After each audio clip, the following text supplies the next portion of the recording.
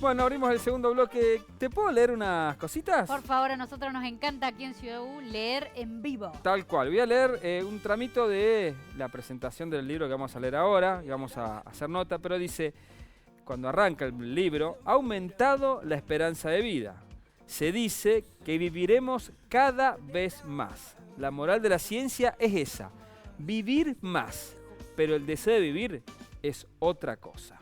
Muy buena forma de empezar y ¿Qué de tal el disparar disparador, no? la presentación de con quien vamos a hablar, la autora de este libro, que es Constanza Michelson. Constanza Michelson está del otro lado de la cordillera de los Andes.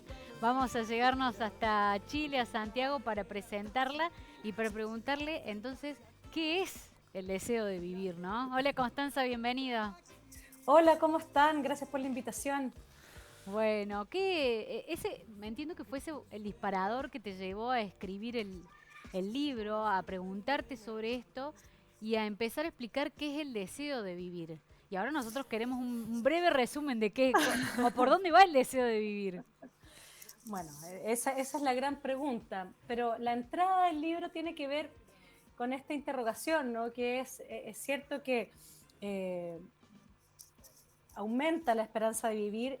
Lo contaba en otra parte.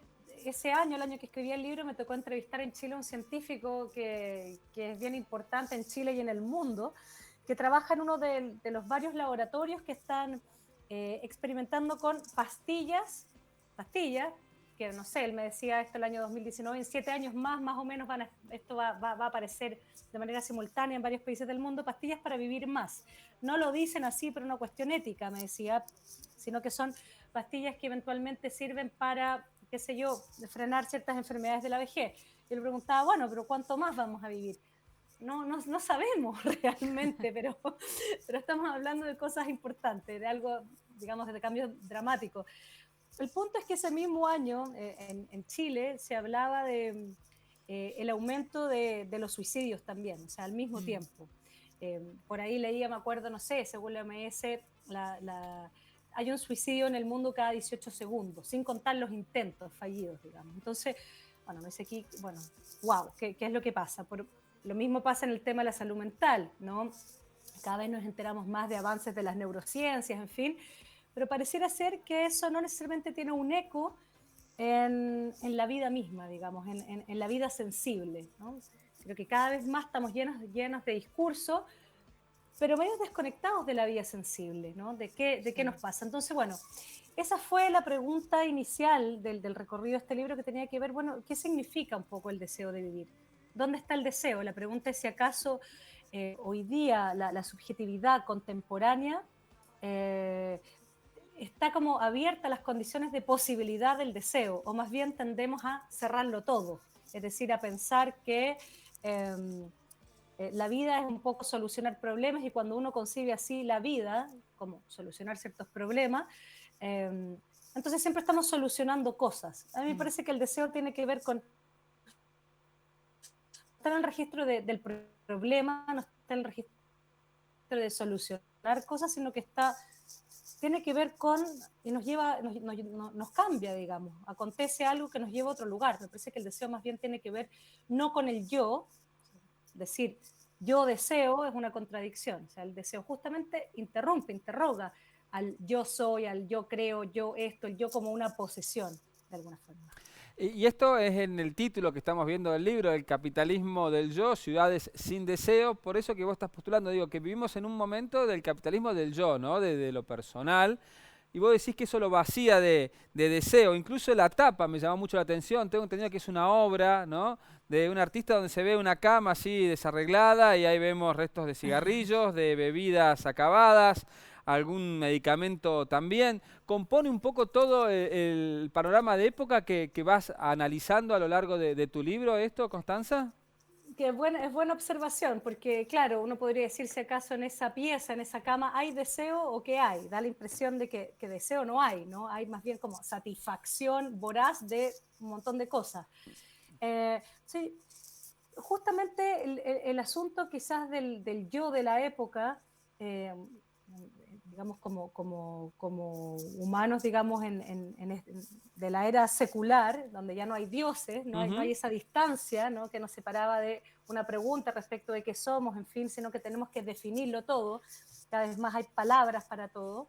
Es como, a mí me da la impresión que el yo es como lo único que queda, digamos, es como el último Dios que queda, así algo que hay que alimentar, se vuelve un poco sagrado, digamos, alimentar este yo, pero de alguna forma, o sea, por eso creo que tiene el lugar que tiene el yo, es lo que nos sostiene, y por eso está este retorno tan fuerte de lo identitario, de distintas maneras, tanto de la derecha como de la izquierda, me parece a mí, porque ya nada nos define, sino que tenemos que hacer este esfuerzo de definirnos. El problema de eso es que la identidad, el yo, son,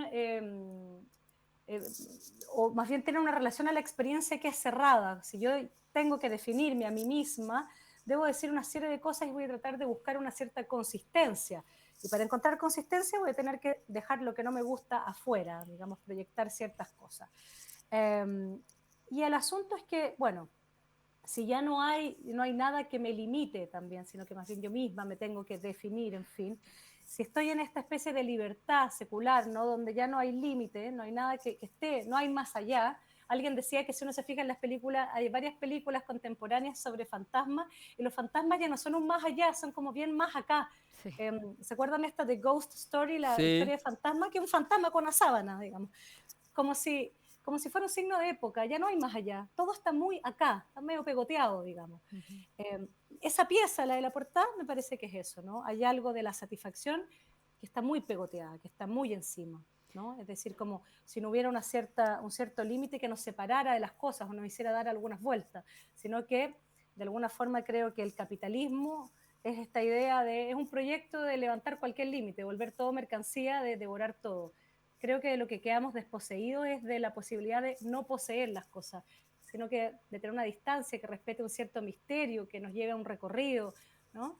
Entonces vamos Constanza, y devoramos. en el libro también te acercas a hablar de un movimiento y una explosión que tiene a Chile y Argentina también como protagonistas, que es la parte del feminismo. Y en el feminismo surge mucho esta idea de el placer o el deseo, y está también vinculado en un mundo capitalista, en una sociedad capitalista. ¿Cómo se vincula este real deseo de deseo y de libertad también del feminismo?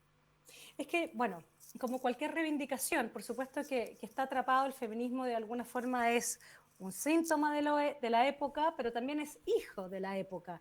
En ese sentido, hay cuestiones que el feminismo, ¿cierto?, disputa respecto del patriarcado, lo que queda de patriarcado, si uno entiende lo patriarcal, ¿no?, como una sociedad que a mí me parece que tiene más que ver con el siglo XX y hacia atrás, ¿no? Que es de jerarquías, que es de un cierto tipo de ordenamiento, donde están las instituciones que son patriarcales, de eso por supuesto que eso queda.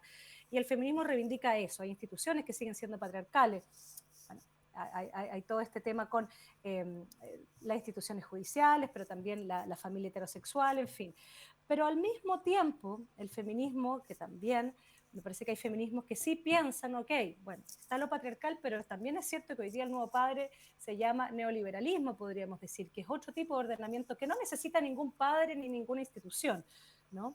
Bueno, ¿qué tiene que decir el feminismo respecto de eso también? Entonces, yo creo que lo interesante de reivindicaciones como el feminismo, que por un lado son progresistas, deben serlo, respecto de los resabios del patriarcado, pero también ser conservador en el sentido de que el capitalismo podríamos decir que es lo más progresista del mundo, es decir, se revoluciona a sí mismo todo el tiempo. Ujú. Y la pregunta es, bueno, ¿qué es lo que hay que conservar? Y ahí viene Mm. la relación, ¿no? Bueno, ¿qué pasa con la relación a lo comunitario, al planeta, en fin? Es decir, pareciera ser que hay cosas que sí hay que conservar. Entonces, a mí me parece, por el contrario, que el feminismo, si uno piensa esas categorías o los feminismos que de alguna forma de repente más bien están en un tipo de progresismo que le hace el juego a lo neoliberal en algunas reflexiones respecto del amor, de pronto me parece, o empieza a ser hablado también en este lenguaje, que es el lenguaje de época,